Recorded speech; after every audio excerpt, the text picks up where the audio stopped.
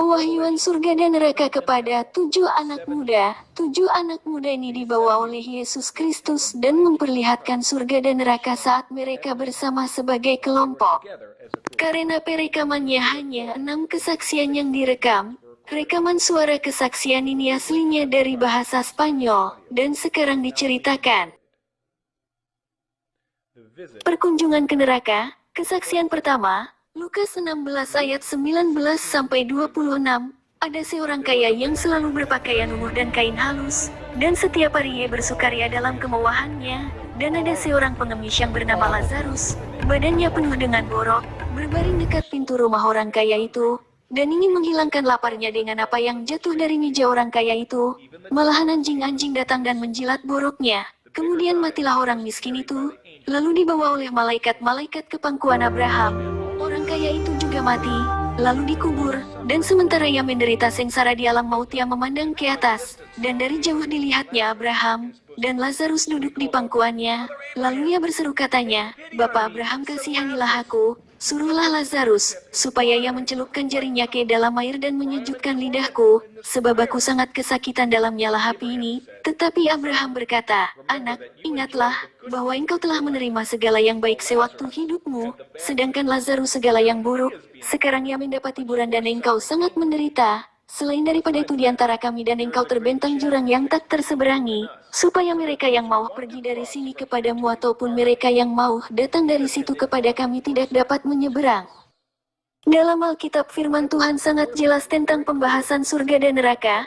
Pada bagian ini yang kita baca, Tuhan mengatakan pada kita tentang 2 tempat surga dan neraka, penghukuman atau keselamatan. Tidak ada tempat tingkatan menengah, tempat api penyucian dosa tidak ada, tempat orang-orang terlantar tidak ada, tempat di mana orang berada sementara setelah mereka meninggal dunia, dan kemudian masuk ke surga. Alkitab sangat jelas tentang itu. Pada 11 April tahun 1995, Tuhan memberikan kami suatu pewahyuan yang mengubah jalan hidup kami. Kami baru saja mulai mengenal tentang Tuhan dalam firman-Nya. Kami adalah 7 anak muda yang Tuhan berikan hak istimewa dan tanggung jawab besar untuk membagikan pewahyuan ini kepada semua orang di dunia ini. Semuanya dimulai sekitar kira-kira jam 10 pagi. Kami sedang berdoa dan nanti kami bersiap untuk keluar pergi bertamasya pada hari itu. Tiba-tiba sekitar jam 10 pagi suatu cahaya putih yang sangat kuat bersinar melalui salah satu jendela. Saat cahaya itu muncul kami semua dengan segera mulai berbahasa roh, dan dibaptis dengan Roh Kudus. Pada saat itu kami semua terheran-heran dan terkagum dengan apa yang kami lihat. Cahaya kemuliaan itu sedang menyinari seluruh ruangan. Cahaya itu jauh lebih sangat terang daripada cahaya dari matahari. Di tengah cahaya itu kami melihat sekumpulan malaikat berpakaian putih, dan para malaikat ini sangat indah, tinggi dan sangat tampan. Di tengah-tengah para malaikat itu kami melihat sesuatu yang menakjubkan, wujud dari seorang pria. Gambaran ini adalah suatu sosok yang spesial, seseorang yang berjubah sangat putih, rambutnya seperti benang emas. Kami tidak dapat melihat wajahnya karena terlalu terang, akan tetapi kami melihat sabuk selempang dari emas di dadanya. Dengan ada tulisan emas yang berkata, "Raja segala raja dan Tuhan atas segala Tuhan." Dia memakai sendal yang terbuat dari emas murni di kakinya, dan keindahannya tiada tara. Saat kami melihat kehadirat Yesus, kami semua berlutut, lalu kami mulai mendengar suaranya. Itu adalah suara yang sangat spesial dan indah. Setiap perkataannya menusuk ke dalam hati kami seperti pedang bermata dua, persis seperti yang ada tertulis dalam firman Tuhan, Ibrani 4 ayat 14. Dia berbicara kepada kami dengan sederhana tapi perkataan yang penuh kuasa. Kami mendengar dia berkata pada kami, "Anak-anakku, janganlah takut, aku Yesus dari Nazaret, dan aku mengunjungi kalian untuk memperlihatkan pada kalian suatu misteri, supaya kalian dapat bersaksi dan menyampaikan pada orang di kota-kota kecil, di kota-kota, di bangsa-bangsa, di gereja-gereja, dan semua tempat di mana aku perintahkan kalian untuk pergi, kalian akan pergi, dan di mana aku perintahkan jangan pergi, kalian tidak akan pergi." Alkitab firman Tuhan mengatakan dalam Yoel 2 ayat 28, "Kemudian daripada itu akan terjadi, bahwa aku akan mencurahkan rohku ke atas semua manusia, maka anak-anakmu laki-laki dan perempuan akan bernubuat, orang-orangmu yang tua akan mendapat mimpi, teruna-terunamu akan mendapat penglihatan-penglihatan." Ini adalah waktunya yang Tuhan sediakan bagi semua orang. Lalu sesuatu yang aneh terjadi. Sebuah batu tiba-tiba muncul di tengah-tengah ruangan, dan Tuhan yang sedang bersama dengan kami membuat kami naik di atas batu itu. Batu itu sekitar 8 inci di atas lantai dan sebuah lubang besar muncul di lantai. Itu adalah sebuah lubang hitam besar yang menakutkan atau gua besar. Segera kami berada di atas batu itu dan turun ke lubang yang ada di lantai. Itu gelap dan lubang itu membawa kami ke inti bumi. Saat kami sedang berada dalam kegelapan yang suram, kami sangat takut, kami sangat ketakutan. Lalu kami berkata pada Tuhan, Tuhan kami tidak ingin pergi ke tempat itu. Jangan bawa kami ke tempat itu Tuhan, bawa kami keluar dari sini Tuhan. Tuhan menjawab kami dengan suara yang indah dan penuh kasih. Pengalaman ini sangatlah penting, supaya kalian dapat melihat dan menceritakan pada orang lain. Kami sedang berada di tengah-tengah sebuah terowongan yang berbentuk terompet, dan kami mulai melihat bayangan-bayangan setan-setan dan wujud-wujud yang bergerak dari satu tempat ke tempat lainnya. Kami terus turun lebih dalam dan lebih dalam ke bawah, dan hanya dalam beberapa detik kami merasakan suatu kehampaan dan sangat ketakutan. Lalu kami sampai di beberapa gua besar dan beberapa pintu yang mengerikan. Itu seperti suatu labirin. Kami tidak ingin masuk ke dalam. Dan kami melihat ada suatu bau yang sangat buruk sekali dan suatu panas yang menyengat kami. Setelah kami masuk kami melihat hal-hal yang mengerikan, gambaran pemandangan yang menakutkan. Seluruh tempat itu diliputi dengan api, dan di tengah-tengah api ini ada tubuh roh dari ribuan orang dan mereka menderita dalam siksaan besar. Pemandangan itu sangatlah mengerikan. Kami tidak ingin melihat apa yang diperlihatkan pada kami. Tempat itu dibagi dalam beberapa bagian berbeda dari penyiksaan dan penderitaan. Satu bagian pertama yang Tuhan izinkan kami lihat adalah lembah kawah. Kami menyebutnya, ada terdapat jutaan kawah-kawah. Semua kawah-kawah itu tertatah di permukaan tanah, dan setiap kawah sedang terbakar dengan lava di dalamnya. Dan di dalam setiap kawah itu ada jiwa seseorang yang telah mati dan masuk neraka. Segera saat jiwa-jiwa itu melihat Tuhan, mereka berseru dan mulai berteriak, Tuhan kasihanilah kami, Tuhan berikan kami kesempatan untuk keluar dari tempat ini. Tuhan bawa aku keluar dari sini, aku akan katakan pada dunia bahwa tempat ini benar-benar ada. Tapi Tuhan bahkan tidak melihat pada mereka.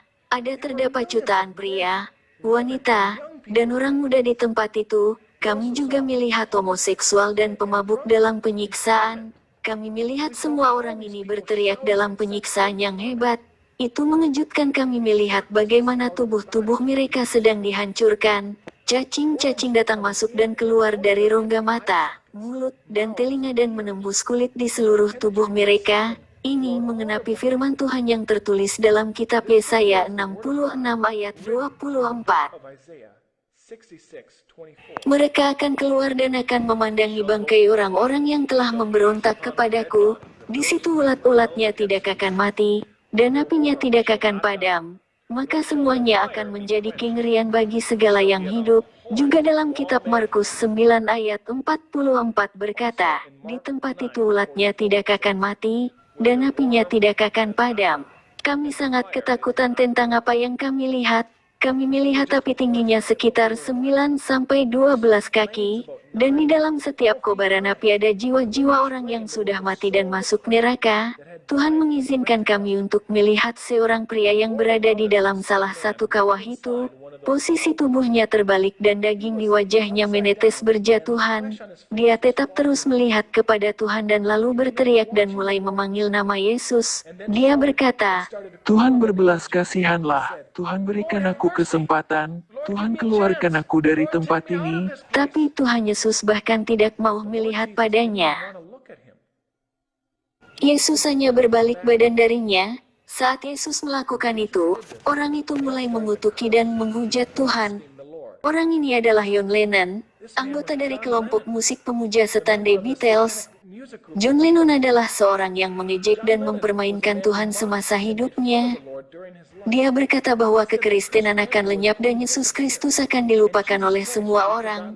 Bagaimanapun hari ini orang ini di neraka, dan Yesus Kristus adalah hidup, kekristenan tidak lenyap sama sekali. Saat kami mulai berjalan di tepi dari tempat itu, jiwa-jiwa mengulurkan tangan mereka pada kami dan memohon belas kasihan.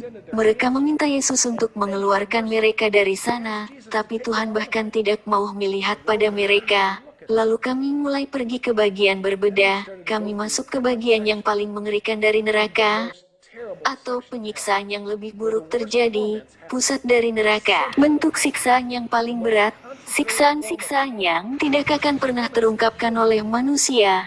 Yang ada di sini hanya orang-orang yang mengenal Yesus dan firman Tuhan. Mereka adalah para pastor, para penginjil, para misionari, dan semua macam orang yang telah pernah menerima Yesus dan tahu kebenaran tapi memiliki kehidupan ganda. Ada juga orang-orang yang sudah bertobat tapi kembali ke dosa lama mereka. Mereka menderita ribuan kali lebih buruk daripada orang yang lain. Mereka berteriak dan memohon kepada Tuhan untuk berbelas kasihan. Tapi firman Tuhan berkata dalam kitab Ibrani 10 ayat 26-27, sebab jika kita sengaja berbuat dosa, sesudah memperoleh pengetahuan tentang kebenaran, maka tidak ada lagi korban untuk menghapus dosa itu, tetapi yang ada ialah kematian yang mengerikan akan penghakiman dan api yang dahsyat yang akan menghanguskan semua orang durhaka. Jiwa-jiwa itu berada di sana karena mereka berkhotbah dan berpuasa. Mereka bernyanyi dan mengangkat tangan mereka di dalam gereja. Tapi di jalanan dan di rumah mereka adalah seorang pezinah, berhubungan seks di luar nikah, pendusta, perampok. Kita tidak dapat membohongi Tuhan. Alkitab berkata, setiap orang yang kepadanya banyak diberi, daripadanya akan banyak dituntut. Lukas 12 ayat 48.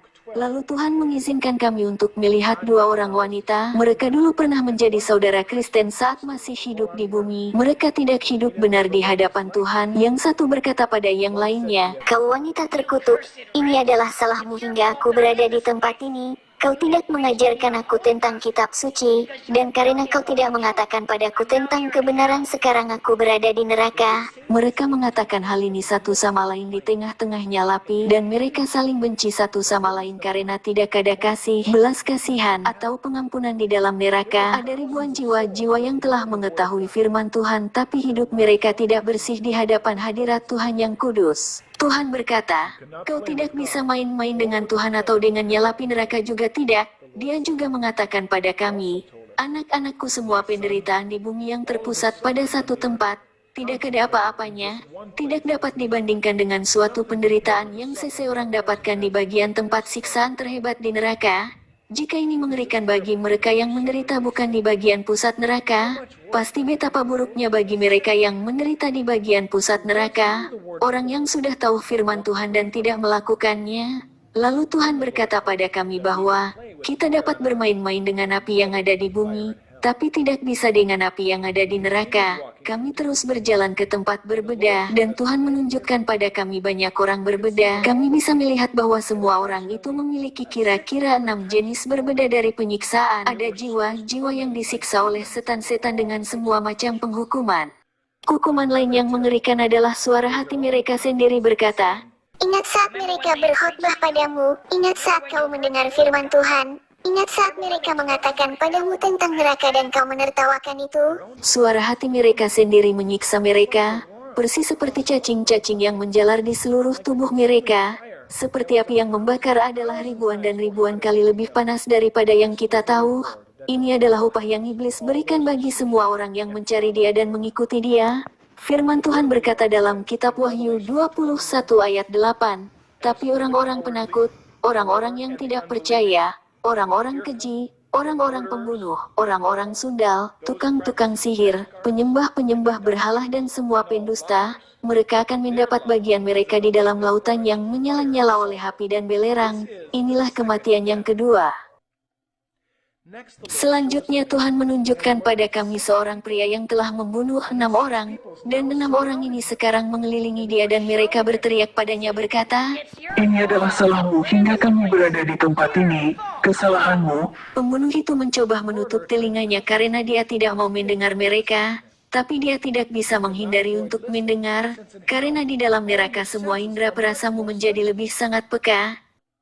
Jiwa-jiwa di tempat itu sedang tersiksa dengan haus akan air yang tidak tertahankan. Bagaimanapun mereka tidak bisa dipuaskan dengan air. Seperti cerita Alkitab tentang Lazarus dan orang kaya. Orang kaya yang di neraka ingin satu tetes air itu akan cukup. Firman Tuhan berkata dalam kitab Yesaya 34 ayat 9. Sungai-sungai Edom akan berubah menjadi ter, dan tanahnya menjadi belerang, negerinya akan menjadi ter yang menyala-nyala. Di tempat itu setiap jiwa berada di tengah-tengah api, jiwa-jiwa orang itu melihat seperti khayalan sungai-sungai jernih seperti kristal di tengah-tengah api. Tapi saat mereka mencoba mencapai sungai itu berubah menjadi api dan mereka juga melihat pohon-pohon dengan buah yang memancarkan air. Tapi saat mereka mencoba mengambil itu, buah itu membakar tangan mereka dan para setan-setan menertawakan mereka. Lalu Tuhan membawa kami ke suatu tempat yang jauh lebih buruk daripada tempat-tempat lain yang kami lihat. Kami melihat lautan api dan belerang. Pada satu sisi dari lautan itu ada sebuah danau kecil. Dan di dalam danau kecil itu terdapat jutaan jiwa-jiwa menangis dan memohon pada Tuhan untuk berbelas kasihan mengampuni mereka. Dan mereka berkata pada Tuhan, Tuhan tolong keluarkan kami dari sini setidaknya walau hanya sesaat. Tolong berikan kami kesempatan untuk keluar. Akan tetapi Tuhan tidak bisa berbuat apapun untuk mereka karena penghukuman mereka sudah ditetapkan. Di antara berjuta-juta orang itu, Tuhan mengizinkan kami untuk fokus pada satu orang yang tubuhnya setengah terbenam dalam lautan api. Tuhan mengizinkan kami mengerti dan mengetahui pikiran orang itu. Nama orang itu adalah Mark. Dan kami menjadi heran oleh hal-hal yang orang ini katakan pada dirinya sendiri dalam pikirannya. Kami mempelajari suatu pelajaran yang kekal saat kami mendengar isi pikiran berikut ini. Aku akan memberikan apapun untuk berada di tempatmu sekarang. Aku akan memberikan apapun untuk kembali ke bumi walaupun hanya 1 menit. Aku tidak peduli jika aku orang yang paling sengsara, paling memuakan, paling dibenci, dan orang yang paling miskin di dunia. Aku akan berikan apapun untuk kembali, hanya untuk 1 menit berada di bumi. Tuhan Yesus sedang memegang tanganku. Yesus menjawab yang dikatakan Mark dalam pikirannya, dan berkata, Mark, kenapa kau ingin kembali ke bumi bahkan walau hanya semenit saja? dengan menangis dan suara yang tersiksa dia berkata pada Yesus, Tuhan, aku akan berikan apapun untuk pergi kembali ke bumi hanya untuk semenit, hanya untuk bertobat dan diselamatkan. Saat Tuhan mendengar apa yang Mark katakan, aku melihat darah keluar dari luka-luka Yesus dan air mata membasahi matanya dan dia berkata, Mark, ini sudah terlambat bagimu. Ulat-ulat dibentangkan sebagai lapik tidurmu, dan cacing-cacing sebagai selimut. Yesaya 14 ayat 11. Saat Tuhan mengatakan ini padanya dia tenggelam ke dalam danau selamanya. Sayang sekali semua jiwa-jiwa itu sudah tidak ada lagi harapan.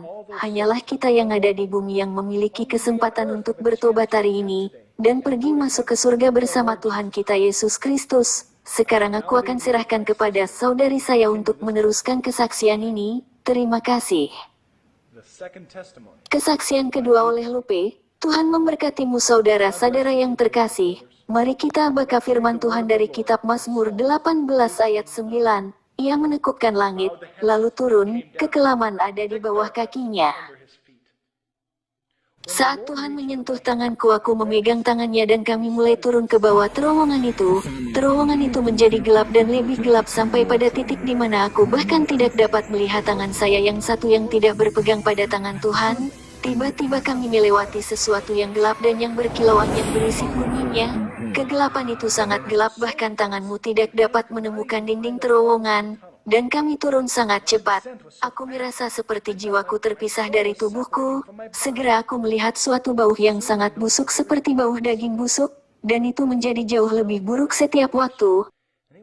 Lalu aku mendengar suara-suara dari jutaan dan jutaan dari jiwa-jiwa dan mereka tanpa henti berteriak dan menangis dan merintih. Aku sangat ketakutan hingga aku berbalik kepada Tuhan dan berkata, Tuhan, kemana Engkau akan membawa aku? Tuhan, kasihanilah aku. Tuhan hanya berkata, ini penting untuk kau melihat ini supaya kau dapat menceritakan kepada semua orang lain. Kami terus turun di terowongan yang berbentuk terompet ini, sampai kami tiba di suatu tempat yang seluruhnya gelap, tapi seperti menarik sebuah tirai yang berat dari mata saya. Lalu aku melihat jutaan dan jutaan dari nyala api. Bahkan lebih buruk aku mendengar teriakan-teriakan kesakitan ini tapi tidak bisa melihat siapapun. Aku sungguh ketakutan dan aku berkata pada Tuhan, "Oh Tuhan, tolong kasihanilah aku. Tolong Tuhan, kasihanilah aku. Jangan bawa aku ke tempat ini. Ampuni aku." Pada saat ini aku tidak pikir bahwa aku hanyalah seorang penonton di neraka. Aku pikir ini adalah hari penghakiman berdiri di hadapan Tuhan Yesus. Aku sangat tergoncang hebat karena aku sungguh pikir bahwa ini adalah akhir dari hidupku. Kami bergerak lebih dekat pada sebuah nyala api yang besar di depan kami. Itu besar sekali dan membakar dengan dahsyat.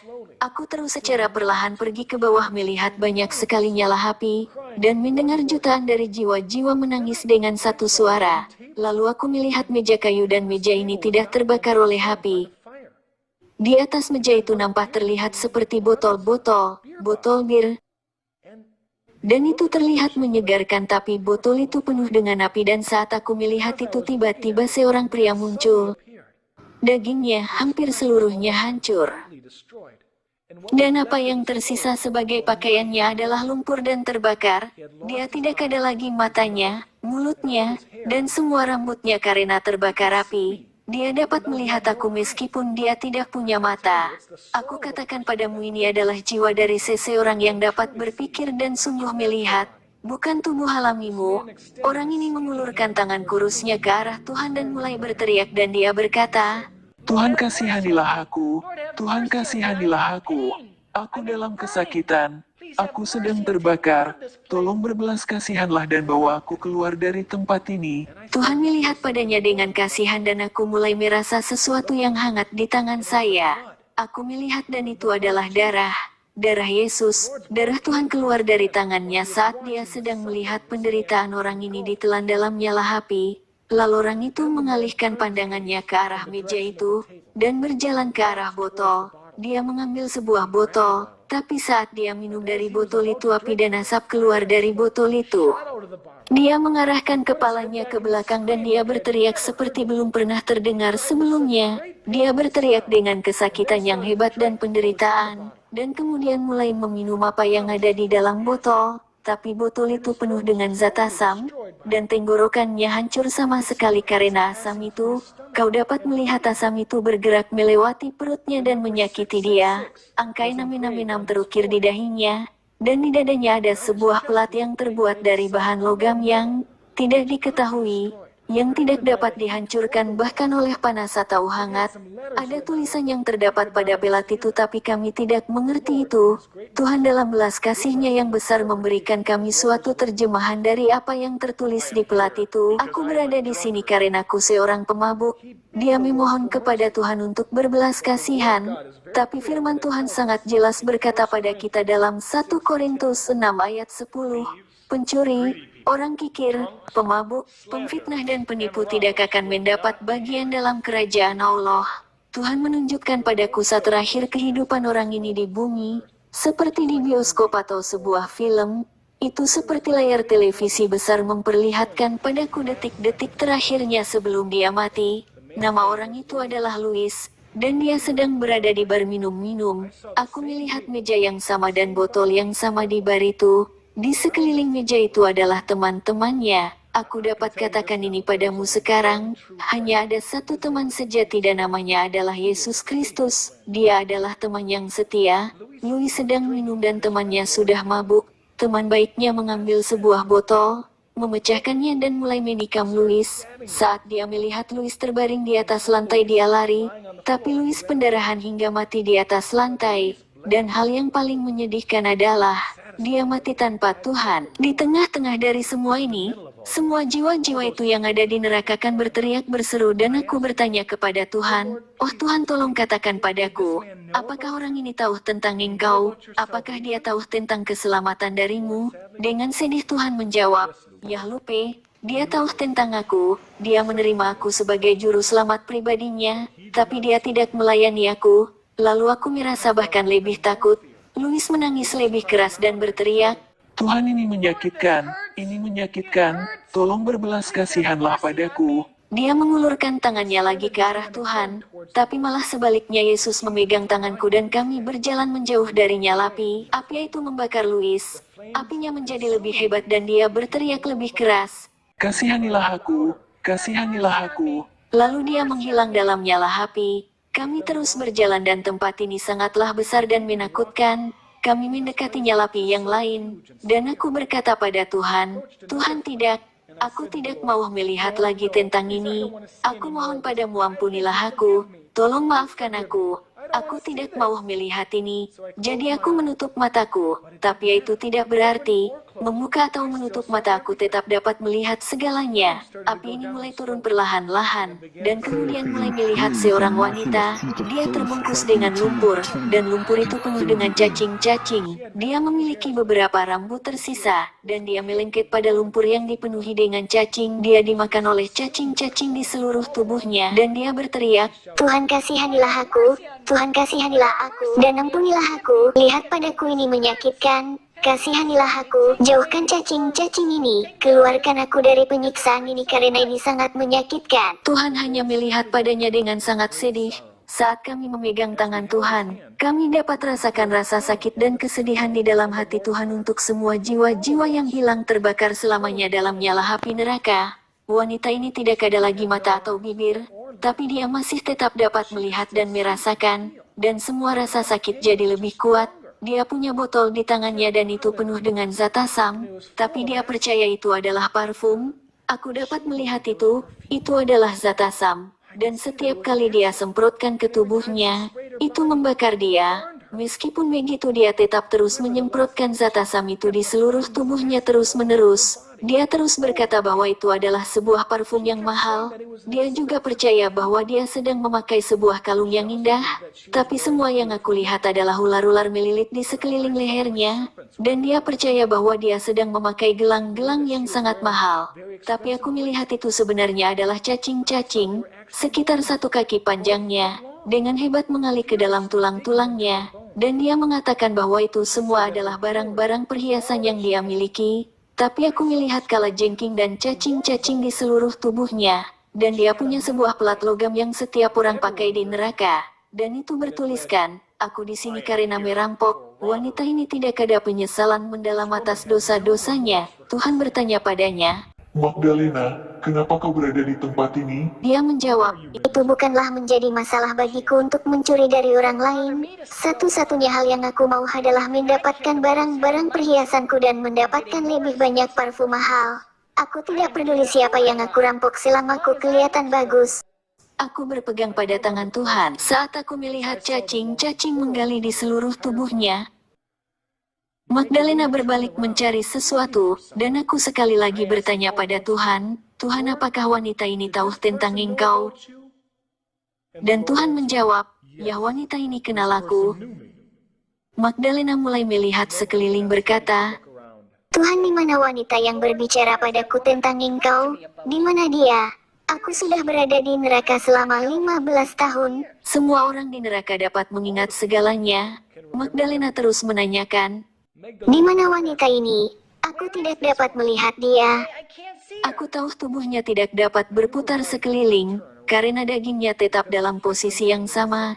Dia coba berputar dan melihat ke dalam nyala api yang lain, untuk menemukan wanita itu yang berbicara padanya tentang Tuhan. Tuhan menjawab, Tidak Magdalena, dia tidak ada di sini. Wanita itu yang mengajarkanmu tentang aku, ada bersama dengan aku dalam kerajaan surga. setelah mendengar ini, dia melempar dirinya sendiri ke bawah ke dalam nyala api, yang membakar dia bahkan lebih. Pelat logamnya menghukum dia sebagai seorang pencuri. Aku ingin membaca dalam firman Tuhan dalam kitab Yesaya 3 ayat 24.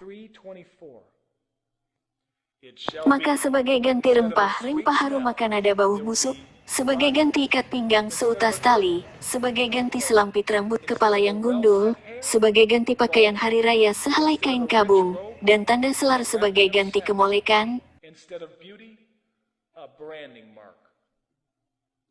Saat kami terus berjalan dengan Tuhan, aku melihat sebuah kolom yang sangat besar yang dipenuhi dengan cacing-cacing. Di sekitar itu ada sebuah tempat meluncur terbuat dari logam mirah panas. Pada kolom ini ada sebuah papan pengumuman yang terang bersinar yang dapat dilihat dari manapun. Papan pengumuman itu bertuliskan, "Selamat datang semua pembohong dan tukang fitnah." Pada ujung dari tempat meluncur ada sebuah danau kecil yang mendidih. Itu terlihat seperti belerang yang membakar. Dan kemudian aku melihat seorang yang telanjang bulat turun meluncur, dan saat mereka meluncur kulit mereka akan terkelupas dan menempel pada tempat meluncur. Saat mereka jatuh ke dalam danau kecil yang membakar, lidah mereka mengembang keluar sampai meletus dan cacing-cacing muncul di lidah itu. Ini memulai penyiksaan mereka. Firman Tuhan berkata dalam kitab Mazmur 73 ayat 18-19. Sesungguhnya di tempat-tempat licin kau taruh mereka, kau jatuhkan mereka sehingga hancur.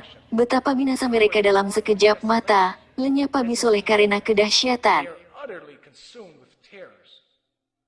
Setelah melihat ini kami dibawa kembali keluar neraka, dan aku hanya ingin menyampaikan padamu bahwa surga dan neraka adalah bahkan lebih nyata daripada dunia fisik ini yang kita tahu. Di dunia inilah di mana kau memutuskan jurusan mana yang kau pilih untuk pergi. Hidup kekal bersama Yesus atau terbakar di neraka. Tuhan terus katakan pada kami, tanpa kekudusan tidak seorang pun akan melihat Tuhan, tanpa kekudusan tidak seorang pun akan melihat aku. Ibrani 12 ayat 14, itu sebabnya aku katakan padamu hal yang sama sekarang, tanpa kekudusan kau tidak dapat melihat Tuhan. Kesaksian ketiga dilakukan oleh Sandra. Mari kita baca firman Tuhan dalam kitab Matius 10 ayat 28. Dan janganlah kamu takut kepada mereka yang dapat membunuh tubuh, tetapi yang tidak berkuasa membunuh jiwa. Takutlah terutama kepada Dia yang berkuasa membinasakan baik jiwa maupun tubuh di dalam neraka. Sewaktu jiwa seseorang tiba di neraka, orang itu mendapatkan sebuah tubuh kematian. Tuhan Yesus memegang tanganku dan kami mulai turun ke bawah melalui sebuah terowongan gelap yang sangat dalam. Itu menuju ke pusat inti bumi. Kami tiba di suatu tempat yang memiliki beberapa pintu, dan salah satu pintu itu terbuka dan kami masuk dengan Tuhan. Aku tidak mau melepaskan tangan Tuhan, karena aku tahu jika aku terlepas aku akan tinggal di neraka selamanya. Pada saat masuk pintu itu hal pertama yang aku lihat adalah suatu dinding yang sangat besar. Ada terdapat ribuan orang digantung dengan kail dari kepala mereka, dengan ada belenggu pada mereka yang mengikat tangan-tangan mereka ke dinding. Kami juga melihat ada beribu-ribu orang berdiri di tengah-tengahnya api di mana-mana. Kami pergi di depan salah satu darinya api itu, dan api itu mulai perlahan-lahan menurun. Segera aku dapat melihat seseorang di dalam, dan saat dia bicara aku dapat tahu itu adalah seorang pria. Pria yang memakai sebuah pakaian pendeta yang sama sekali kotor dan tercabik-cabik. Cacing-cacing sedang merayap di dalam dan di luar di seluruh tubuh orang ini. Dia terlihat hangus dan terbakar dari api, matanya tercabut keluar dan dagingnya sedang meleleh dan jatuh ke tanah. Tapi setelah daging itu berjatuhan dia akan tumbuh kembali, dan semua proses penyiksaan dimulai kembali. Saat dia melihat Yesus dia berkata, Tuhan kasihanilah aku, tolong keluarkan aku dari sini, hanya sebentar saja, hanya sebentar. pada dada orang ini ada sebuah pelat logam yang bertuliskan, "Aku di sini karena merampok." Saat Yesus datang mendekat dia bertanya pada orang itu. Siapa namamu? Orang itu menjawab, Andrew, nama saya Andrew Tuhan. Tuhan bertanya. Sudah berapa lama kau berada di sini? Andrew menjawab.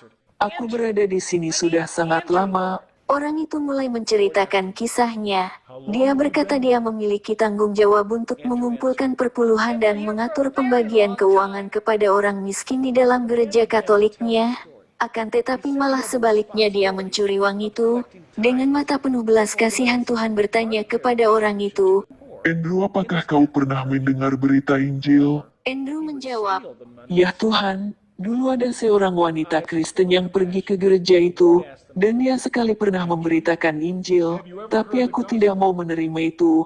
Aku tidak mau mempercaya itu. Tapi aku percaya itu sekarang. Sekarang aku percaya bahwa ini benar nyata. Tolong Tuhan keluarkan aku dari sini, setidaknya walau hanya sebentar. Saat dia sedang bicara cacing-cacing sedang merayap di dalam rongga matanya, keluar dari telinganya, dan masuk kembali melalui mulutnya. Dia mencoba menyingkirkan mereka dengan tangannya tapi itu tidak mungkin. Dia berteriak mengerikan dan terus memohon kepada Tuhan untuk berbelas kasihan. Dia terus meminta Yesus untuk mengeluarkan dia dari tempat itu. Bahkan lebih buruk ada setan-setan menyiksa dia, terus-menerus menusuk dia dengan tombak mereka. Setan-setan mereka terlihat persis seperti salah satu dari mainan boneka yang kita miliki di bumi, yang disebut Jordanos. Aku melihat boneka-boneka itu di neraka. Tapi mereka bukan boneka lagi, mereka adalah hidup dan mereka setan-setan. Mereka tingginya sekitar 3 kaki dan memiliki gigi yang sangat tajam. Darah mereka keluar dari mulut mereka dan mata mereka merah sama sekali. Mereka sedang menikam Andrew dengan seluruh kekuatan mereka dan juga semua orang yang ada di bagian neraka ini. Saat aku memperhatikan ini aku bertanya kepada Tuhan, bagaimana itu mungkin bagi sebuah boneka di bumi terlihat persis seperti setan-setan itu? Tuhan mengatakan padaku bahwa mereka itu adalah roh-roh kesedihan. Saat kami terus berjalan, kami melihat beribu-ribu orang dalam penyiksaan. Sewaktu jiwa-jiwa itu melihat Tuhan, mereka mencoba menjangkau Tuhan dengan tangannya yang kurus. Aku melihat seorang wanita dan dia mulai berteriak saat dia melihat Yesus. Dia berteriak, Tuhan kasihanilah aku, keluarkan aku dari tempat ini. dia sangat menderita dan dia mengulurkan tangannya ke arah Tuhan. Dia terus memohon kepada Tuhan untuk mengeluarkan dia dari tempat itu hanya untuk sedetik. Dia telanjang bulat sama sekali dan ditutupi dengan lumpur. Rambutnya semua kotor dan cacing-cacing sedang merayap ke atas dan ke bawah di tubuhnya. Dia mencoba melepaskan cacing itu dengan tangannya, tapi setiap kali dia menjauhkan beberapa cacing mereka menjadi berlipat ganda bahkan lebih. Cacing-cacing itu sekitar 6-8 inci panjangnya. Firman Tuhan berkata dalam kitab Markus 9 ayat 44, di tempat itu ulatnya tidak akan mati, dan apinya tidak akan padam. Itu sangat mengerikan melihat wanita ini dan mendengar teriakannya saat cacing-cacing dengan ganas memakan dagingnya. Ada sebuah pelat logam yang menempel di dadanya. Itu tidak bisa dihancurkan oleh nyala api. Pelat itu bertuliskan, "Aku berada di sini karena berhubungan seks di luar nikah." Dengan cara yang sama dari dosanya, wanita ini dipaksa untuk berhubungan seks di neraka dengan ular gemuk dan sangat menjijikkan. Ular itu memiliki duri-duri yang besar di sekeliling tubuhnya, sekitar 6 atau 8 inci panjangnya. Ular itu memasuki alat kelamin wanita itu dan menembus naik ke atas dalam tubuhnya sampai ke tenggorokannya.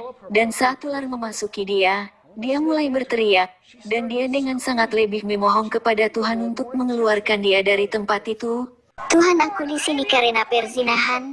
Aku telah berada di sini selama 7 tahun sejak aku mati karena sakit AIDS.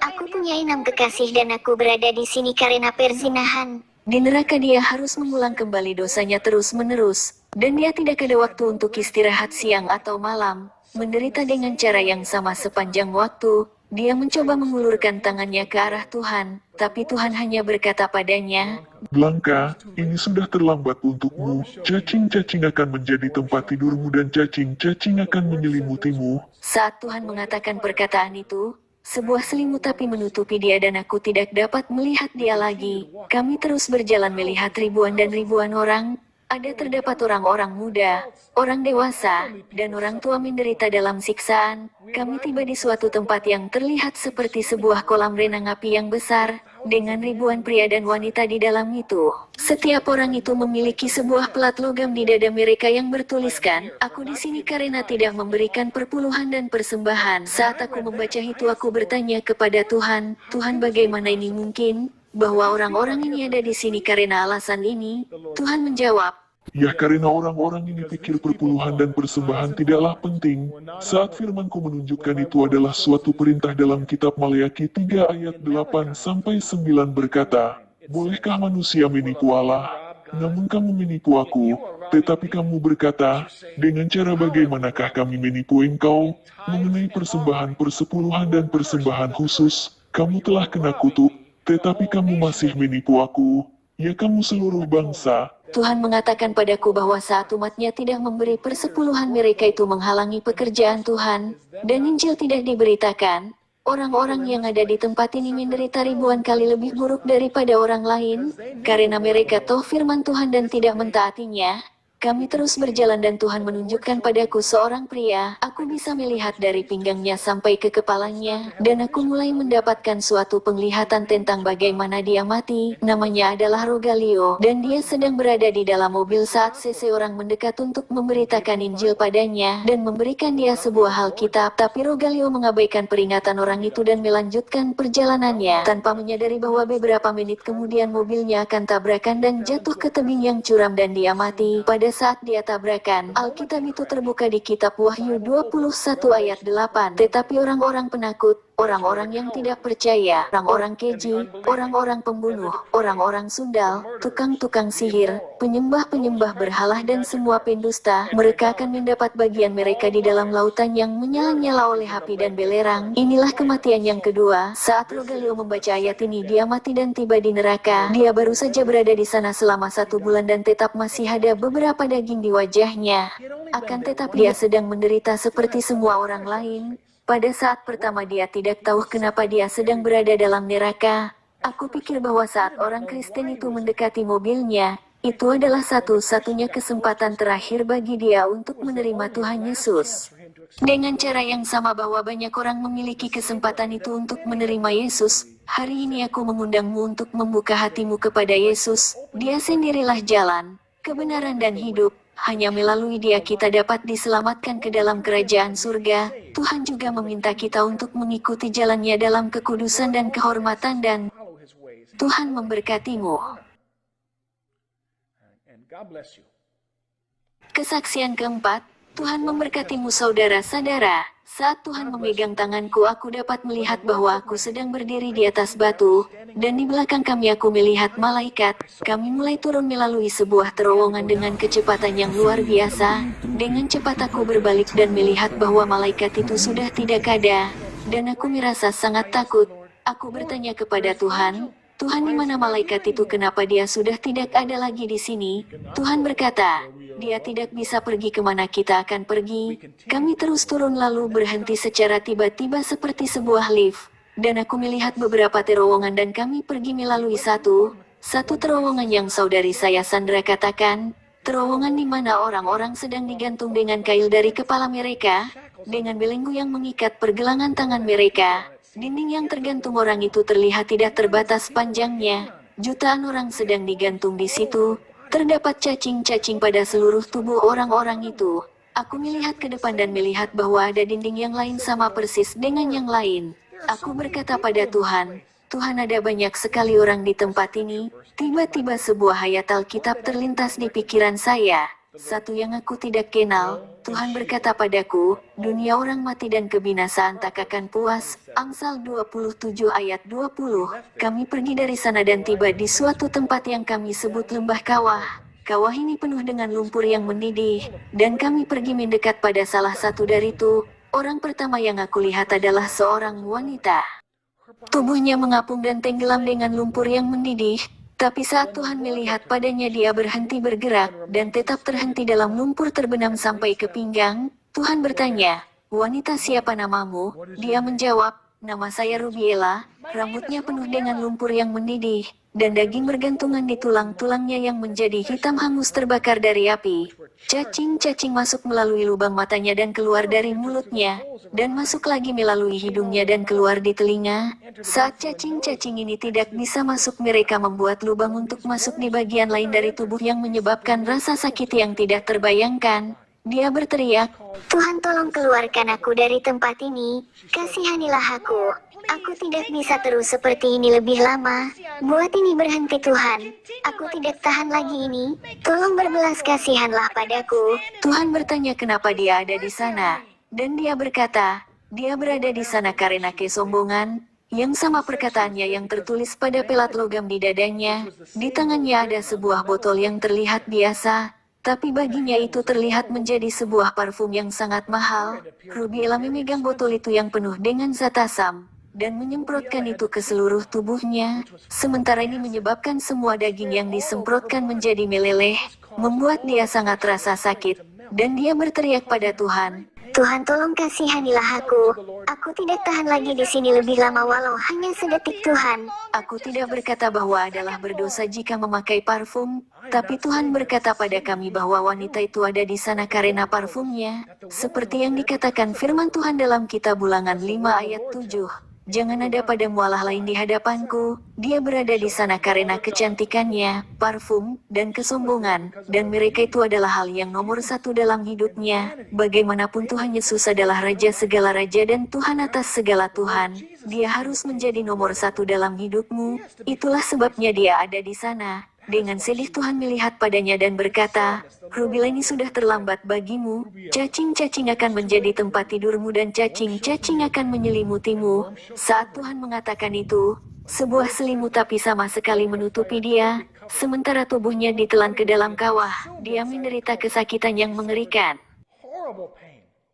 Lalu kami pergi jauh dari sana dan tiba di suatu tempat dengan pintu-pintu yang sangat besar, dan saat kami mendekati itu pintu itu terbuka untuk kami. Di sisi lain kami melihat suatu gua besar, dan saat aku melihat, aku lihat cahaya yang berbeda warnanya sedang bergerak seperti sebuah awan dari asap, dan tiba-tiba kami mendengar musik salsa, vallenato, rock, dan berbagai jenis musik populer berbeda yang orang dengar di radio. Tuhan membuat suatu pergerakan dengan tangannya dan kami melihat jutaan dan jutaan orang digantung dengan rantai pada tangan mereka.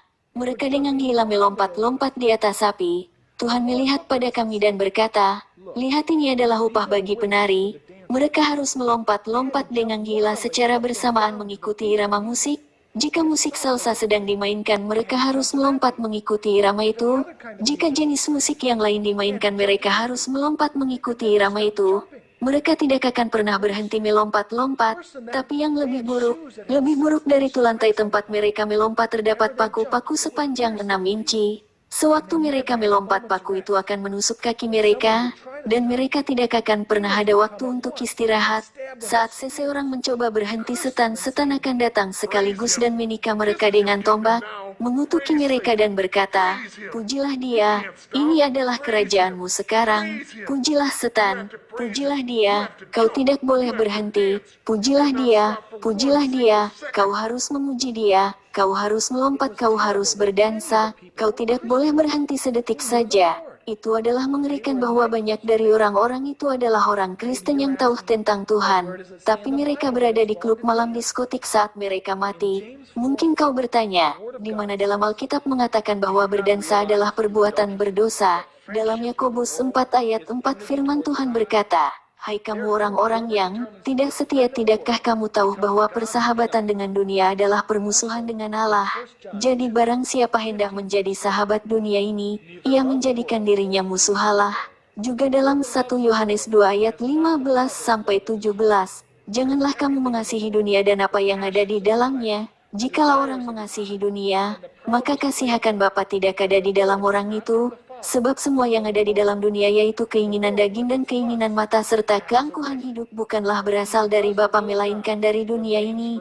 Dan dunia ini sedang lenyap dengan keinginannya, tetapi orang yang melakukan kehendak Allah tetap hidup selama-lamanya." Ingat, dunia ini akan lenyap, semua ini akan binasa, tapi orang yang melakukan kehendak Tuhan tetap hidup selamanya. Temanku dan saudaraku, saat kami meninggalkan tempat ini, kami melihat sesuatu seperti jembatan yang membagi neraka ke dalam bagian-bagian berbeda dari penyiksaan.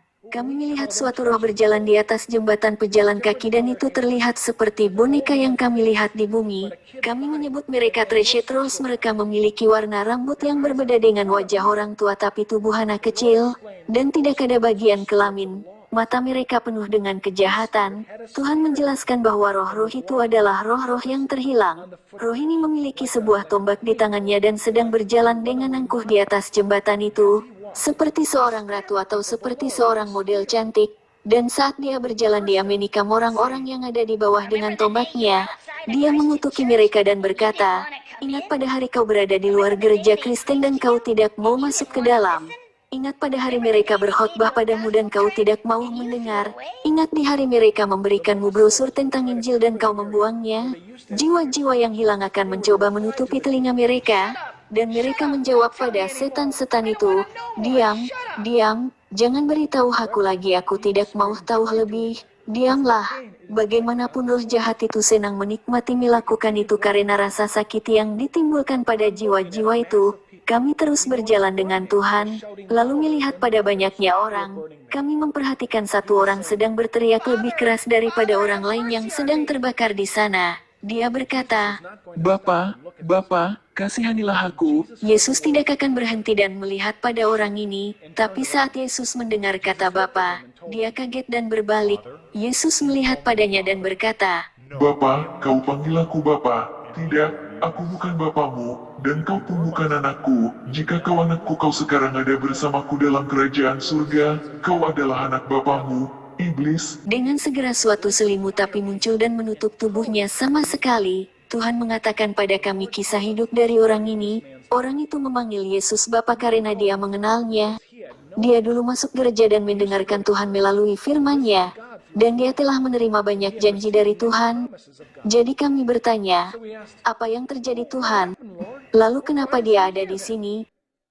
Tuhan menjawab, dia memiliki kehidupan Anda. Dia memiliki satu cara hidup di rumah dan cara hidup yang lain di gereja.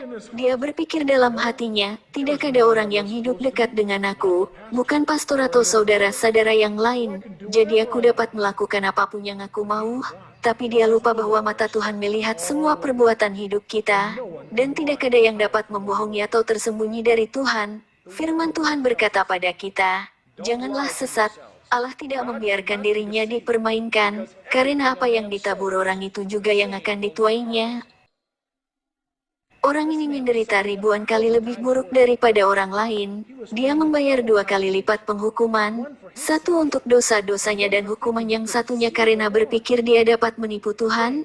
Hari ini orang-orang mulai mencoba mengukur tingkat beratnya dosa. Mereka berpikir bahwa homoseksual, pencuri, dan pembunuh adalah dosa terbesar. Lebih besar daripada berbohong dan bergosip, tapi di mata Tuhan semua dosa ini sama beratnya, dan semua dosa ini akan mendapat upah yang sama. Alkitab mengatakan pada kita upah dosa adalah maut, jiwa-jiwa yang berbuat dosa akan mati. Temanku dan saudaraku, aku mengundangmu sekarang untuk menerima undangan Yesus. Yesus sedang mengulurkan tangan belas kasihannya padamu jika kau bertobat.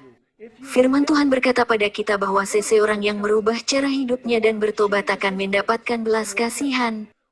Dan ini jauh lebih baik untuk percaya sekarang daripada menunggu dan mendapatkan kesulitan nanti. Tuhan memberkatimu. Kesaksian kelima, firman Tuhan berkata pada kita dalam Roma 6 ayat 23. Sebab upah dosa ialah maut, tetapi karunia Allah ialah hidup yang kekal dalam Kristus Yesus Tuhan kita. Saat kami pergi ke bawah sana, aku merasa rasa sakit dan pengalaman kematian. Aku sangat ketakutan dengan apa yang aku lihat. Aku sadari ada banyak sekali orang di sana. Semua sedang berteriak dan menangis. Lalu itu gelap sama sekali, tapi dengan hadirnya Tuhan kegelapan lenyap. Kami melihat ribuan dan ribuan jiwa-jiwa. Semua menangis berteriak meminta pertolongan dan belas kasihan. Mereka berteriak kepada Tuhan keluarkan mereka dari tempat itu. Kami juga merasakan rasa sakit yang hebat karena kami tahu Tuhan sangat menderita saat Dia melihat mereka. Banyak orang berteriak pada Tuhan untuk mengeluarkan mereka walau hanya sebentar, hanya untuk sesaat. Tuhan bertanya kepada mereka, apa yang kalian inginkan untuk keluar? Dan mereka menjawab, karena aku ingin diselamatkan, aku ingin bertobat dan diselamatkan. Bagaimanapun itu sudah terlambat bagi mereka, orang-orang yang terkasih yang mendengarkan aku sekarang. Sekarang hanya satu-satunya kesempatan untuk memilih tujuan kekal kita. Kau bisa memilih salah satu dari suatu tempat keselamatan kekal atau suatu tempat penghukuman kekal. Kami turun lebih jauh dan aku melihat bahwa lantai yang kami lalui sedang dihancurkan dengan api. Lumpur dan nyala api keluar dari lantai itu, dan ada juga bau yang sangat busuk sekali. Kami merasa menyakitkan dan memuakkan dari bau busuk itu dan teriakan dari semua orang itu. Kami melihat seorang pria dari jauh yang terbenam setinggi pinggang dalam lumpur yang membakar. Dan saat dia mengeluarkan tangannya daging-daging dari tulangnya akan berjatuhan ke dalam lumpur. Kami dapat melihat kabut kelabu di dalam kerangkanya. Jadi kami bertanya kepada Tuhan apa itu, dan ini adalah jenis kabut yang ada pada setiap orang di neraka. Tuhan mengatakan pada kami bahwa itu adalah jiwa-jiwa mereka yang terperangkap di dalam sebuah tubuh dosa. Seperti yang ada tertulis dalam Wahyu 14 ayat 11. Maka asap api yang menyiksa mereka itu naik ke atas sampai selama-lamanya. Dan siang malam mereka tidak henti-hentinya disiksa, yaitu mereka yang menyembah binatang serta patungnya itu, dan barang siapa yang telah menerima tanda namanya. Kami mulai memahami banyak hal yang telah kami abaikan di bumi, Yang paling penting adalah pesan yang sangat jelas bahwa kehidupan kita di bumi menentukan di mana tempat kita akan hidup kekal. Saat kami berjalan bersama Tuhan, kami menyadari bahwa neraka mempunyai banyak tempat berbeda dengan bermacam tingkatan dari penyiksaan. Kami datang di suatu tempat yang ada banyak sel penjara yang berisi jiwa-jiwa yang disiksa. Jiwa-jiwa itu disiksa oleh banyak jenis setan-setan. Setan-setan itu akan mengutuki jiwa-jiwa itu. Berkata, kalian terkutuk, pujilah setan, layanilah dia seperti yang kau lakukan saat kau hidup di bumi. Jiwa-jiwa itu sangat menderita dari cacing-cacing, dan api itu seperti zat asam di seluruh tubuh mereka. Kami melihat dua orang di dalam satu sel penjara. Masing-masing mereka punya pisau belati di tangan mereka, dan sedang saling menikam satu sama lain. Mereka saling berkata satu sama lain, "Kau manusia terkutuk. Ini karena kau hingga aku berada di sini. Kau membuat aku datang ke sini karena kau membutakan aku pada kebenaran dan tidak membiarkan aku untuk mengenal Tuhan. Kau tidak mengizinkan aku menerima dia. Banyak kali aku punya kesempatan dan kau tidak membiarkan aku menerima dia. Itulah sebabnya aku berada di sini tersiksa siang dan malam." Melalui suatu penglihatan, Tuhan menunjukkan pada kami kehidupan mereka pada waktu di bumi. Kami melihat mereka dalam sebuah bar sedang bersama. Suatu perdebatan terjadi yang mengarah pada perkelahian dan mereka sudah mabuk. Salah satu dari mereka mengambil sebuah botol yang pecah dan yang satunya mengeluarkan pisau. Mereka berkelahi hingga masing-masing mereka terluka sampai mati. Dua orang itu dihukum dengan mengulangi adegan skenario itu selamanya. Mereka juga disiksa melalui memori bahwa mereka telah menjadi teman baik di bumi, seperti bersaudara dan saling mengasihi satu sama lain. Aku ingin katakan padamu hari ini bahwa hanya ada satu teman sejati, dan namanya adalah Yesus dari Nazaret. Dia adalah teman yang sesungguhnya. Dia adalah teman yang setia, yang bersamamu dan setiap waktu. Tapi saat kami terus berjalan, kami melihat seorang wanita di dalam penjara yang lain, dan dia sedang terguling-guling di lumpur. Seluruh rambutnya berantakan dan penuh dengan lumpur. Di dalam sel penjara yang sama ada sebuah ular yang besar gemuk, dan ular itu bergerak mendekat padanya, mengelilingi tubuhnya, dan ular itu masuk ke dalam wanita itu. Mulai dari bagian kelamin, dia dipaksa untuk berhubungan seks dengan ular itu, dan di tempat itu semua pria dan wanita yang telah menjalani hidup dalam persinahan dipaksa untuk mengulangi itu di sana. Akan tetapi mereka harus melakukan itu dengan ular yang berduri paku-paku 6 inci. Ular itu menghancurkan tubuhnya setiap kali ular itu masuk ke dalam tubuhnya, dan dia menangis berteriak pada Tuhan dan meminta Tuhan untuk menghentikan itu. Dia tidak ingin menderita lagi. Hentikan ini, aku tidak akan melakukan itu lagi. Tolong hentikan ini. Dia memohon kepada Tuhan saat ular itu memasuki dirinya dan menghancurkan tubuhnya terus-menerus. Kami mencoba menutup telinga kami dari teriakannya, tapi kami tetap dapat mendengarnya. Kami bahkan mencoba lebih kuat menutupi telinga, tapi itu tidak membantu. Kami berkata pada Tuhan, "Tuhan, tolong, kami tidak ingin melihat dan mendengar ini lagi. Tolonglah." Tuhan berkata, "Ini penting untuk kalian melihat ini supaya kalian dapat mengatakan ini pada orang lain. Karena umatku dirusak, umatku mengabaikan keselamatan sejati, jalan sebenarnya menuju pada keselamatan." Kami terus berjalan dan kami melihat suatu danau yang sangat besar dengan ribuan dan ribuan orang di tengah-tengahnya lahap, dan mereka melambaikan tangan mereka untuk meminta pertolongan. Tapi ada banyak setan-setan berterbangan di atas tempat itu, dan setan-setan ini menggunakan tombak, dengan kepala tombak lengkung seperti huruf S untuk menyakiti semua orang yang terbakar di danau itu. Setan-setan itu mengejek dan mengutuki orang-orang itu dan berkata, "Kalian orang terkutuk, sekarang kalian harus menyembah setan. Pujilahlah dia seperti saat kalian lakukan di bumi." Ada ribuan dan ribuan orang dan kami sangat ketakutan. Kami merasa bahwa jika kami tidak berpegang pada tangan Tuhan, kami akan tertinggal di tempat yang mengerikan itu. Dan kami sangat ketakutan dari hal-hal yang kami rasakan. Dari jarak jauh kami melihat seorang pria sedang berdiri, dan dia sedang dalam kesakitan besar dan menderita, dan ada dua setan yang terbang di atas dia, menyiksa dia. Mereka memakai tombak mereka untuk mengali di dalam tubuh orang itu dan mengeluarkan tulang rusuknya. Mereka juga mempermainkan dia sepanjang waktu. Bahkan lebih lagi, Tuhan menunjukkan padaku bahwa dia tersiksa dari selalu khawatir tentang keluarganya yang dia tinggalkan di bumi. Orang itu tidak ingin keluarganya tiba di tempat penyiksaan yang sama. Dia khawatir karena dia tidak pernah memberikan mereka pesan keselamatan. Dia sedang tersiksa karena dia mengingat bahwa mereka pernah ada satu kesempatan untuk menerima pesan ini. Dia adalah orang yang sangat penting untuk memberikan pesan ini pada keluarganya. tapi dia lebih suka untuk mengabaikan itu, dan sekarang dia khawatir dengan anak-anaknya dan istrinya. Penyiksaan itu terus berlanjut saat setan itu memotong lengannya. Dia jatuh ke dalam lumpur yang terbakar, dan karena semua rasa sakit dari lumpur terbakar dia bergoyang seperti seekor cacing merayap dari satu tempat ke tempat lain. Dagingnya berjatuhan dari tulang-tulangnya karena panas itu. Lalu dia mulai merayap seperti ular, mencoba untuk keluar dari sana, tapi setiap kali dia mencoba untuk pergi setan itu mendorong dia kembali dan dia pergi lebih dalam di dalam lumpur.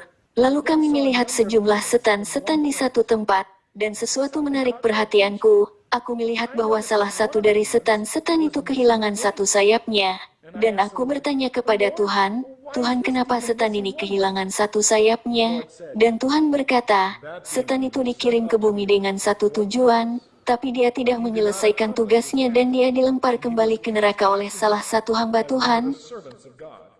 Lalu setan datang dan menghukum dia dan memotong salah satu dari sayapnya. Lalu kami mengerti bahwa orang Kristen kita memiliki semua wewenang dan kuasa dalam nama Yesus untuk mengusir semua setan dan pemerintah-pemerintah. Teman-teman yang terkasih yang mendengarkan perkataan ini sekarang, kesaksian ini bukan untuk penghukuman, tapi untuk keselamatan. Jadi kau dapat mengetes dirimu sendiri, dan melihat kondisi hatimu di hadapan Tuhan. Ini adalah supaya kau dapat merubah jalanmu untuk keselamatan dan bukan untuk penghukuman. Sekarang angkatlah hatimu di hadapan Tuhan, dan mengakui dosa-dosamu. Jadi jika Tuhan datang pada saat ini kau bisa pergi bersama dengan Dia, daripada pergi ke tempat penyiksaan itu, di mana terdapat tangisan dan kertakan gigi. Di sana kau akan sungguh mengerti kenapa Yesus membayar dengan harga yang mahal di kayu salib Kalvari. Kami melihat banyak orang di neraka yang tidak tahu kenapa mereka ada di sana. Hidup mereka penuh dengan aktivitas yang mereka tidak pikir adalah dosa. Teman-teman yang terkasih, ujilah dirimu sendiri. Jangan berpikir bahwa berbohong, mencuri, menjadi sombong adalah hal-hal yang baik untuk dilakukan. Ini semua adalah dosa di hadapan mata Tuhan. Saudara-saudara yang terkasih, berbaliklah dan berhenti melakukan hal-hal ini. Aku memberikan kau pesan ini supaya kau berhenti sengaja berbuat dosa, dan melihat bahkan lebih pada wajah Tuhan.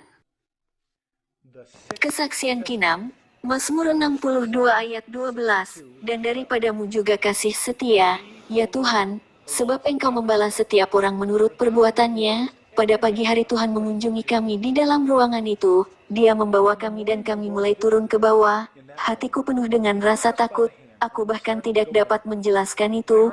Aku hanya tahu bahwa aku tidak dapat melepaskan tangan dari juru selamat saya. Aku merasa bahwa Yesus adalah hidupku dan cahayaku dan semua pengharapanku ada di dalam Dia. Jika tidak aku akan tertinggal di belakang di tempat itu. Aku tidak pernah berpikir aku akan pernah pergi ke tempat itu. Aku bahkan tidak percaya tempat semacam itu ada. Bahkan sebagai orang Kristen, aku selalu berpikir bahwa tempat api penyucian dosa adalah neraka. Tapi Tuhan menunjukkan padaku kenyataan dari neraka. Saat kami tiba di neraka, aku merasa tempat itu menjadi sangat terkejut. Dan semua setan-setan lari bersembunyi. Karena tidak satu pun dari mereka yang dapat bertahan di hadirat Tuhan. Kami mendengar jiwa-jiwa yang tertawan berteriak keras, bahkan lebih keras. Karena mereka tahu bahwa Yesus dari Nazaret ada di sana. Mereka semua tahu bahwa hanya ada satu orang yang mungkin bisa mengeluarkan mereka. Dan mereka memiliki harapan itu. Meskipun itu adalah suatu harapan yang salah. Kami berjalan berpegangan tangan dengan Yesus dan tiba di bagian tempat hukuman bagi orang berzina. Yesus berbalik untuk melihat seorang wanita yang sepenuhnya ditutupi dengan api. Saat Yesus melihat dia mulai keluar perlahan-lahan dari api meskipun penderitaannya tidak pernah berhenti.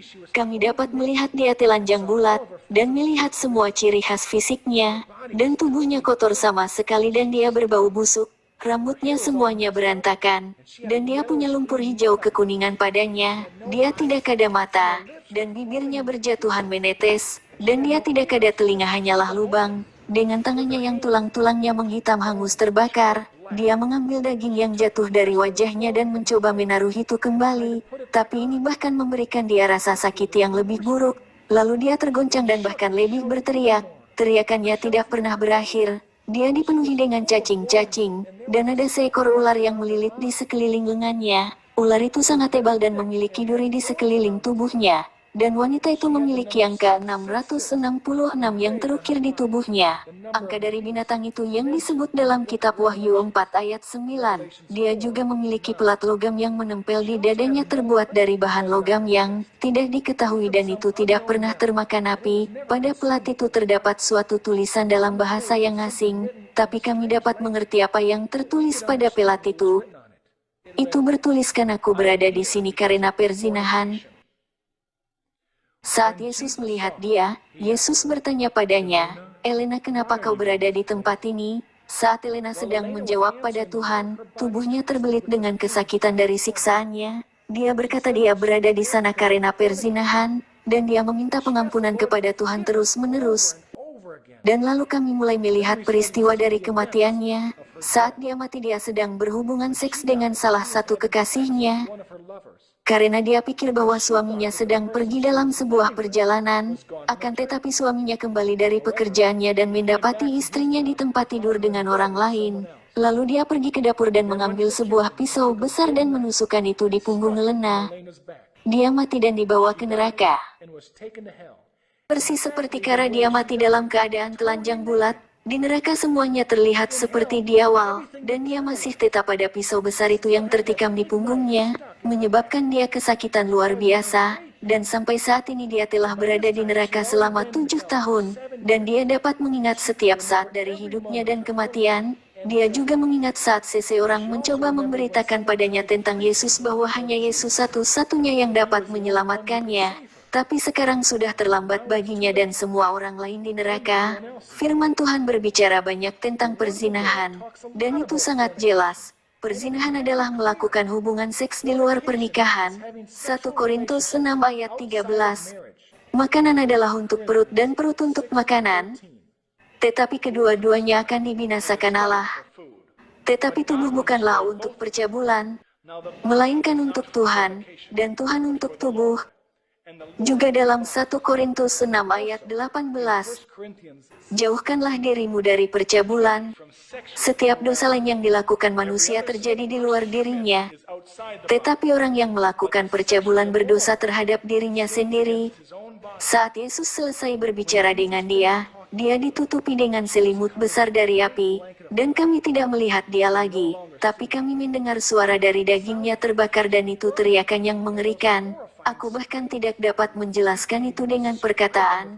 Saat kami terus berjalan dengan Tuhan, Dia menunjukkan pada kami semua orang yang ada di sana, para penyembah berhala, mereka yang menggunakan dan praktek ilmu sihir, orang yang berbuat asusila, orang pezinah, orang pembohong, dan homoseksual. Kami sangat takut. Hal satu-satunya yang kami ingin lakukan adalah pergi. Tapi Yesus terus berkata bahwa ini penting untuk melihat supaya kami dapat mengatakan pada orang lain, agar mereka dapat percaya. Kami terus bersama Yesus memegang tangannya bahkan lebih herat, dan kami datang pada suatu bagian yang sungguh membuat suatu kesan padaku. Kami melihat seorang anak muda berumur 23 tahun, dan dia tertahan sampai setengah pinggang di tengah-tengah api, dan kami tidak dapat melihat dengan jelas sebenarnya siksaan apa yang dia alami. Tapi angka 666 terukir padanya. Dia juga memiliki suatu pelat logam di dadanya yang bertuliskan, "Aku di sini karena menjadi normal." Saat dia melihat Yesus, dia mengulurkan tangannya ke arah Yesus, memohon belas kasihan. Firman Tuhan berkata dalam kitab Amsal 14 ayat 12, "Ada jalan yang disangka orang lurus, tapi ujungnya menuju maut." Saat kami membaca pelat itu berkata, "Aku di sini karena menjadi normal." Kami bertanya kepada Tuhan, "Tuhan, bagaimana bisa, apakah ini mungkin bahwa seorang dapat datang di tempat ini karena alasan ini?" Lalu Yesus bertanya padanya, "Andrew, kenapa kau berada di sini di tempat ini?" Dia menjawab, "Yesus, saat aku berada di bumi aku pikir bahwa hanya membunuh dan mencuri yang adalah dosa. Dan itulah sebabnya aku tidak pernah mencoba dekat padamu." Dalam Mazmur 9 ayat 17 itu berkata, "Orang-orang fasik akan kembali ke dunia orang mati." Ya, segala bangsa yang melupakan Allah. Andrew membuat suatu kesalahan besar dengan mengolongkan dosa-dosa, seperti banyak orang lakukan hari ini. Alkitab sangat jelas mengatakan, sebab upah dosa ialah maut, tetapi karunia Allah ialah hidup yang kekal dalam Kristus Yesus Tuhan kita. Roma 6 ayat 23. Selanjutnya saat Alkitab mengatakan tentang dosa-dosa, itu tidak pernah mengolongkan dosa-dosa, karena mereka semua adalah dosa-dosa. Andrew memiliki kesempatan untuk menerima Yesus, tapi dia tidak mengambil kesempatan itu yang Tuhan berikan kepadanya. Mungkin dia punya ribuan kesempatan untuk mengenal Tuhan, tapi dia tidak pernah mau untuk mengenal Tuhan, dan itu adalah alasannya dia ada di neraka. Lalu selimut besar dari api menutupi tubuhnya, dan kami tidak pernah melihat dia lagi. Kami terus berjalan dengan Yesus. Dari kejauhan kami melihat sesuatu yang berjatuhan seperti bongkahan bahan. Dan saat kami mendekat kami melihat bahwa itu adalah orang-orang yang berjatuhan ke neraka. Pada waktu itu orang yang baru saja mati di bumi tanpa menerima Yesus di hati mereka. Mereka tiba di neraka. Kami melihat seorang anak muda, dan banyak setan-setan lari kepadanya, dan mulai menghancurkan tubuhnya. Segera tubuhnya mulai dipenuhi dengan cacing-cacing, dan dia berteriak, "Tidak, apa ini? Hentikan, aku tidak mau ada di tempat ini, hentikan ini pasti hanyalah sebuah mimpi, keluarkan aku dari tempat ini." Dia bahkan tidak tahu bahwa dia sudah mati, dan dia mati tanpa Yesus di hatinya. Setan-setan itu mempermainkan dia dan selalu menyiksa tubuhnya.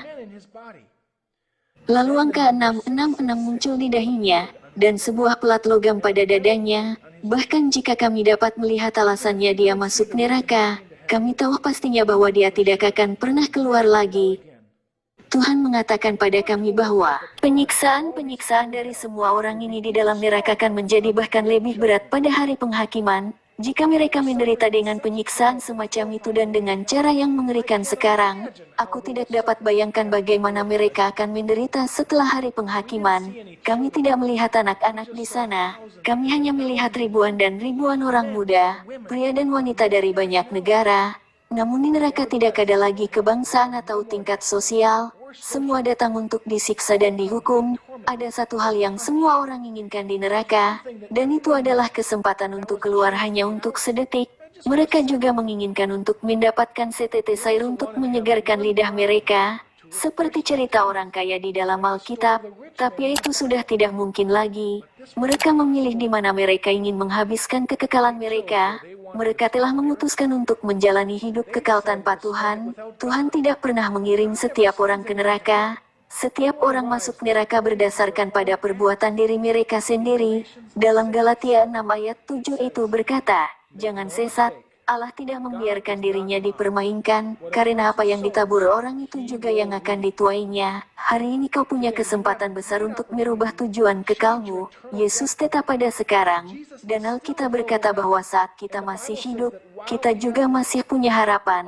Hari ini kau masih hidup, jangan melewatkan kesempatan ini. Ini bisa jadi kesempatanmu yang terakhir. Tuhan memberkatimu.